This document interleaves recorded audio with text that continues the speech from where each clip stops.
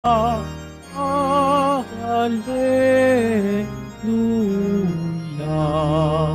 Hallelujah, Hallelujah.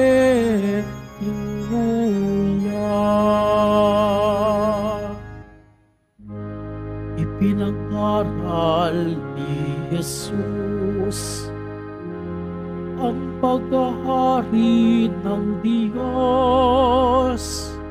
Sakit ay kanyang ginamot. Hallelujah, Hallelujah, Hallelujah,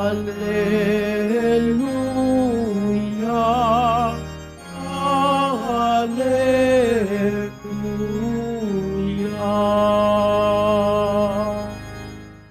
Sumainyo ang Panginoon. At sumayo rin. Ang pagpapahayag ng mabuting balita ng Panginoon ayon kay San Marcos. Papuri sa iyo, Panginoon. Noong panahong yon, pagbabalik ni Jesus mula sa lupain ng Tiro, dumaan siya sa Sidon at nagtuloy sa lawa ng Galilea, matapos tahakin ang lupain ng Decapolis. Dinala sa kanya ang isang lalaking bingi at utal at ipinamanik nila na ipatong sa taong ito ang kanyang kamay. Inilayo muna siya ni Jesus sa karamihan at isinuot ang kanyang mga daliri sa mga tainga nito. Pagkatapos, lumura at hinipo ang dila nito. Tumingala si Jesus sa langit at nagpabuntong hininga at sinabi niya sa tao, Ephata, ibig sabihin, mabuksan. At nakarinig na ito, nawala ang pagkautal at nakapagsalita na ng malinaw. Sinabi ni Jesus sa mga tao na huwag ibalita ito kanino man, ngunit kung kailan sila pinagbabawalan, ay lalo naman nilang ipinamalita ito. Sila'y lubhang ng gilalas at ang wika. Anong buti ng lahat ng kanyang ginawa? Nakaririnig na ang mga bingi, nakapagsasalita ang mga pipi.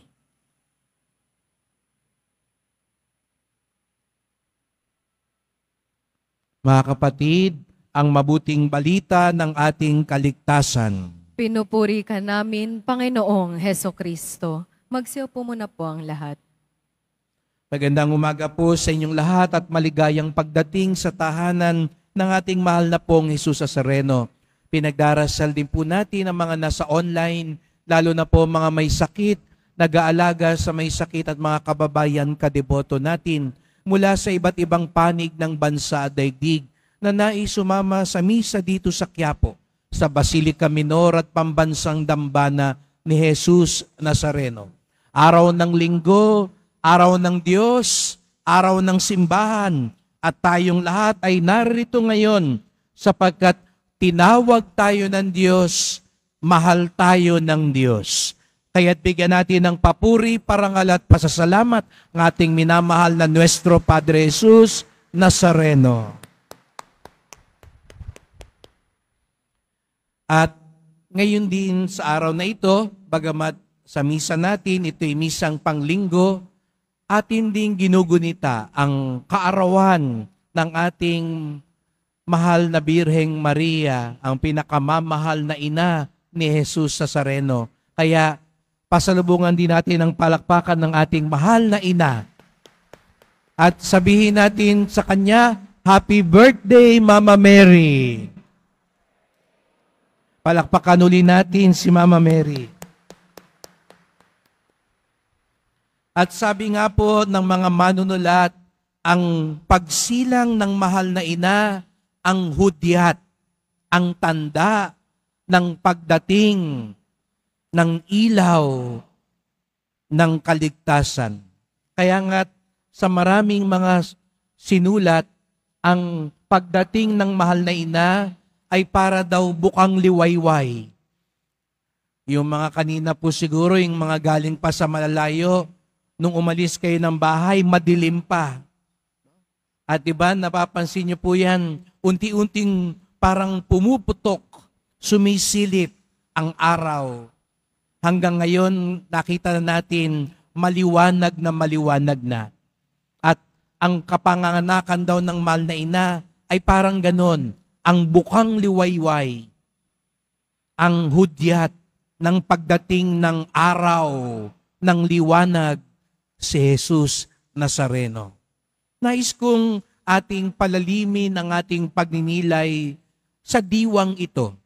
Kung si Maria daw po ang hudyat, ang tanda ng pagdating ng liwanag ng Diyos.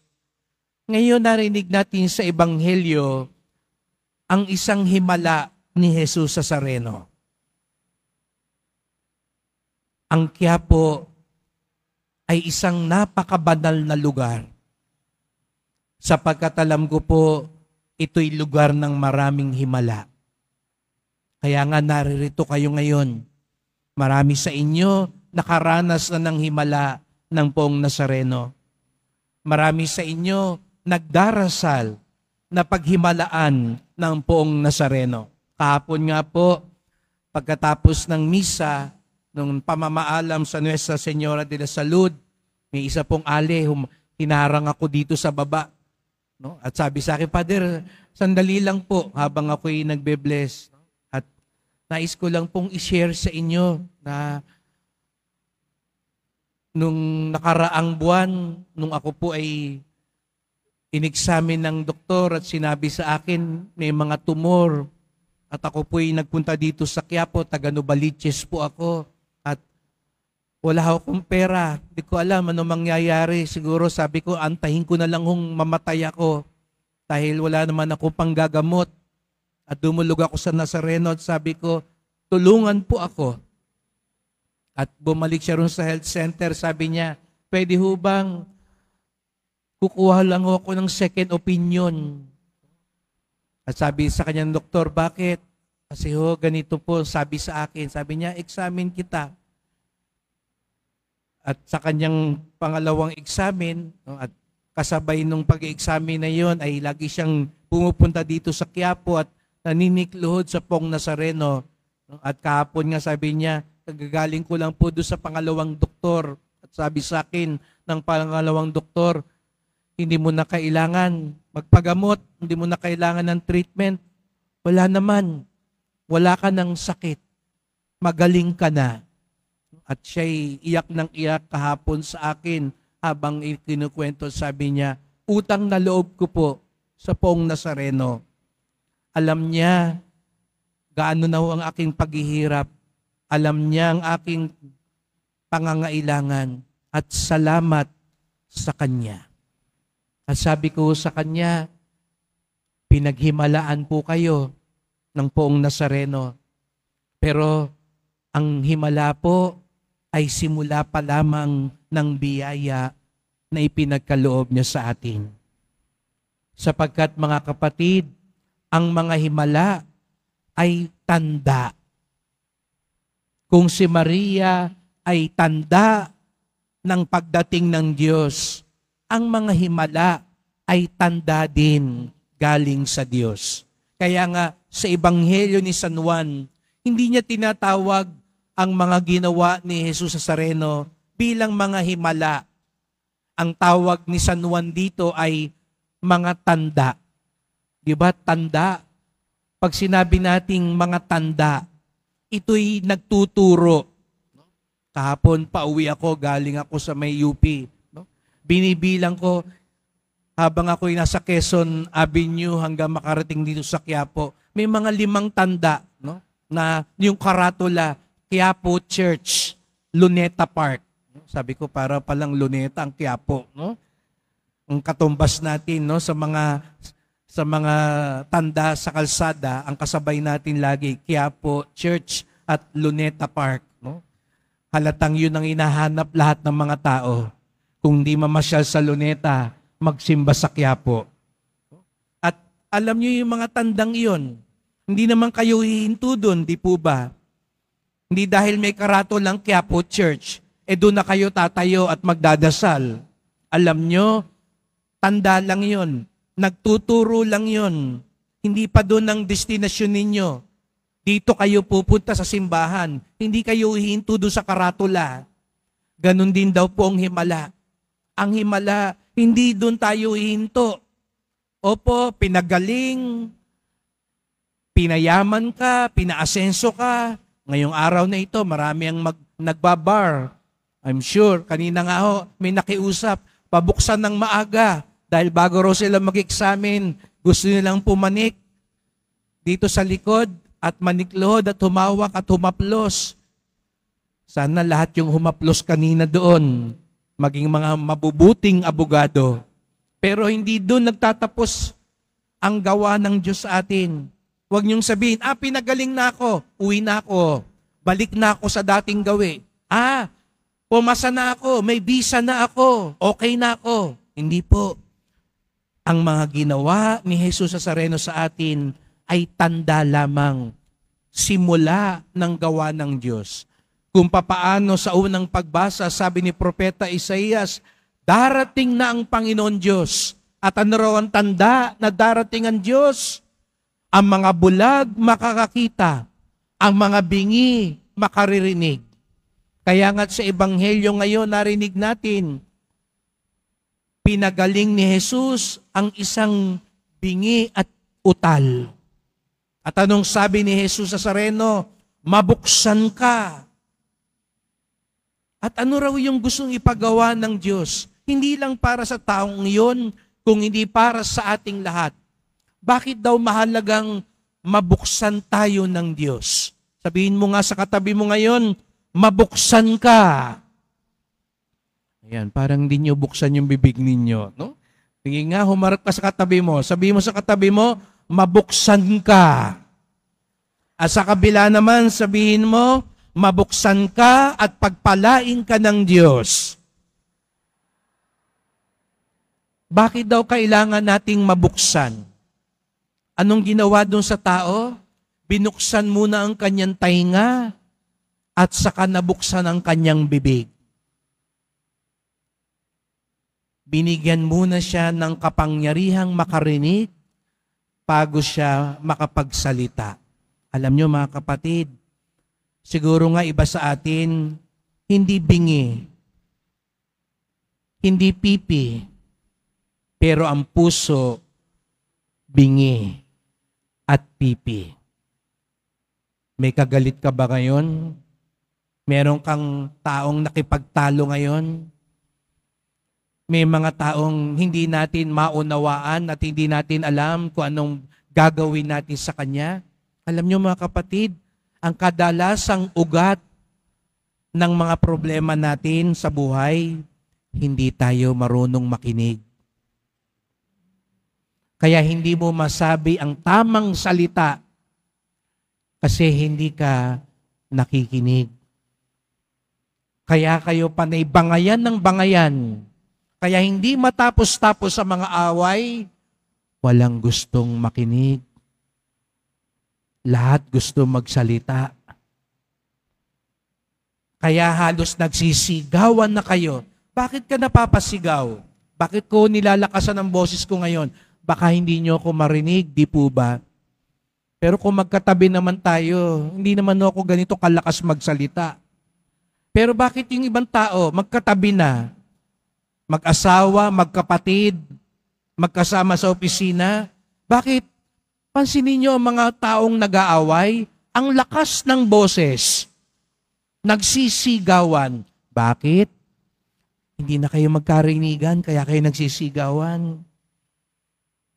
Kaya ang unang biyaya, ang gustong mangyari ni Jesus Nazareno sa atin, mabuksan upang makinig. Dahil kapag marunong tayong makinig, marunong din tayong magsalita ng tama at nararapat. Kaya tayong lahat naririto ngayon, humihiling ng himala. Pero alam nyo, para raw mabuo ang himala, anong kailangan nating gawin? Hindi nyo kailangang sumigaw. Naririnig tayo ng Diyos. Yun yung sabi ko nung isang linggo sa pagninilay. Baka nga yung bumubulong lang, yun pa ang mas naririnig sa langit. Nung nakaraang linggo, pinagdiwang natin ng kapistahan ni Mother Santa Teresa ng Calcutta. May nag-interview daw po sa kanya. Sabi nung reporter, Mother, alam namin, napakalakas nyo sa Diyos.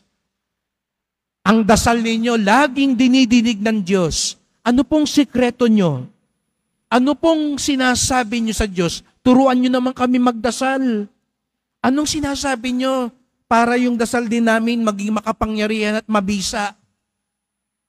Baka nagpupunta pa kayo sa labas, magpapatulong kayo. Ano bang orasyon, no? Ang dapat dasalin? Baka mamili pa kayo dyan ng mga kung ano-ano at mga binabasang orasyon. Alam nyo anong payo ni Mother Teresa? Sabi sa kanya, nung tinanong siya, anong sinasabi nyo sa Diyos? Anong ginagawa nyo pag nagdadasal kayo? Bakit mabisa ang dasal nyo? Alam nyo, sagot ni Mother Teresa, pag nagdadasal ako, nakikinig ako sa Diyos. Hindi pala siya masalita pag nagdadasal. Ang mas ginagawa niya, pag nagdadasal siya, nakikinig siya sa Diyos. At dahil doon, paglabas niya, ang nawiwika niya ay ang wika ng Diyos. Kaya pala, si Mother Teresa, napaka-milagrosa din sapagkat naririnig niya ang Diyos. Mga kapatid, kaya tayo narito ngayon, hindi lamang para magsalita sa paglapit sa Kanya. Higit sa lahat, tayo'y narito para makinig sa Poong Jesus Nazareno. Yun ang simula ng tunay na himala. At yun ang magpapatawid sa atin sa tunay na biyaya ng Diyos. Kaya't sa misang ito, sama-sama po tayo magdasal. Mahal na Poong Jesus Nazareno, narito po kami. Umaasa kami sa iyong himala, sa iyong biyaya, sa iyong tulong. At alam namin ang una mong gustong gawin sa amin, mabuksan ang aming puso upang tunay kaming makinig sa iyo. Nawa, hindi kami huminto sa kasagutan ng aming mga dasal. Opo, tanggapin niyo po ang aming mga kahilingan, ngunit ihatid niyo po rin kami sa aming tunay na misyon, ang papurihan ka at paglingkuran ang aming kapwa. Hindi kami huminto sa mga himala, bagkus magtuloy kami sa aming misyon. Mahal na Poong Jesus Nazareno, kaawaan niyo po kami, basbasan niyo po kami. Amen. Amen.